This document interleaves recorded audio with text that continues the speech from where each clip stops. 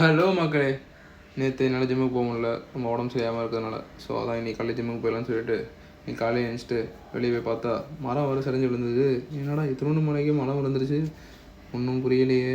இன்னும் டிசம்பர் இருக்குது, இவ்வளோ பெரிய மழை வரப்போகுது.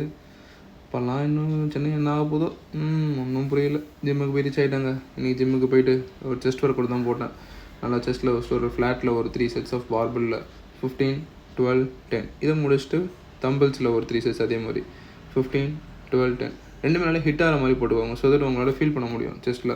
அதே மாதிரி இன்க்ளைனில் ஃபஸ்ட்டு தம்பிள்ஸில் போட ஆரம்பித்தேன்.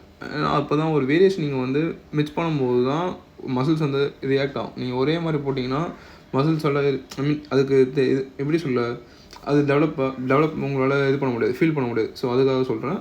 அதுக்கப்புறம் கடைசியாக கண்டிஷன் செக் பார்க்கும்போது உங்களுக்கே தெரியும், ஏன்னா இது வந்து நம்ம பண்ணுறவர் கூட நல்லாவே ஹிட் ஆகுதா இல்லையான்னு. அப்புறம் வீட்டுக்கு வந்துட்டு ரெடி ஆகிட்டு தலைவர் குருநாதர் வந்தார். எங்கே தானே பார்க்குறீங்க, தலைவருக்கு மேரேஜ், நம்மளை போட்டு சாவடிக்காருங்க.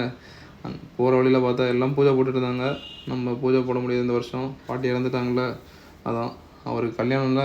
ஸோ அதான் போய் ட்ரெஸ் எடுத்துகிட்டே இருக்கார் தலைவர். எப்போ தான் முடிப்பாருன்னு ஒன்றும் புரிய மாட்டேங்குது. நாங்களும் ட்ரெஸ் எடுத்துகிட்டே இருக்கோம். சரி வீட்டுக்கு வந்துட்டு சாப்பிட்டுட்டு சும்மா ஒரு ஸ்மால் பூஜை பெரிய பூஜை கிடையாது, ஒரு சைக்கிள் நான் யூஸ் பண்ணுறது சைக்கிள் தான், அதுக்கு ஒரு பூ வாங்கி போட்டுட்டு சைக்கிள் ஒரு ரவுண்ட் ஓட்டினேன். என்னைக்கு ஓட்டினாலும் ஒரு ஆயுத பூஜை அன்றைக்கி ஓட்டினா அது ஒரு தண்ணி ஃபீல்டில். அதுக்கப்புறம் அதெல்லாம் முடிச்சுட்டு திருப்பி கிளம்பியாச்சு அடுத்த ஷாப்பிங்க்கு. எங்கே தானே பார்க்குறீங்க, இந்த லெஜண்ட் சரவணா ஸ்டோர்ஸ். என்னடா இவன் பின்னாடி உட்காந்துட்டு இருந்தால் அப்புறம் இவன் முன்னாடி உட்காந்துருவான், அப்படி தானே பார்க்குறீங்க. தலைவருக்கு ரூட்டு தெரில, அதான் நான் ஓட்டுறேன்னு சொல்லிட்டு பைக்கை நான் வாங்கிட்டேன்.